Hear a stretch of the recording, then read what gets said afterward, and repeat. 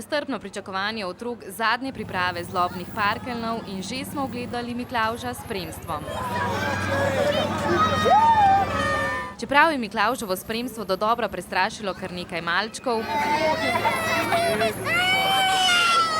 je večina pogumno zatrjevala, da jih rdečih mož ni strah. A se ti kaj bojiš parklov? Ne. Slučajno ne, zato ker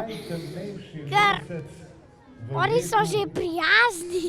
Ker so bili letos otroci res pridni, so jim bombone delili tudi parkeljni. So zelo pridni. In kaj so za to naredili? Mamici pomagam. Nisem bil poreden. Zato, ker so bili pridni, pričakujejo, da jim bo prvi izmed dobrih mož prinesel tudi darilo.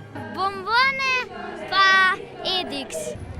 Kuška, kalula, kaka je, pije. Jaz sem si bombone pa čokolado.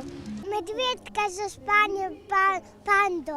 Vendar bo Miklavž najprej preveril pri starših, ali si otroci res zaslužijo darilo. Izjemno pridni, celo leto, zelo pridni, pospravljali, se učili, super so bili.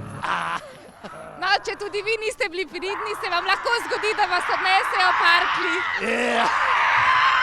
A to se vam v prestolnici zagotovo ne bo zgodilo. Parkeljni, hudobci, takoj nazaj v svoje črne luknje. Tu v Ljubljani nimate kaj iskati.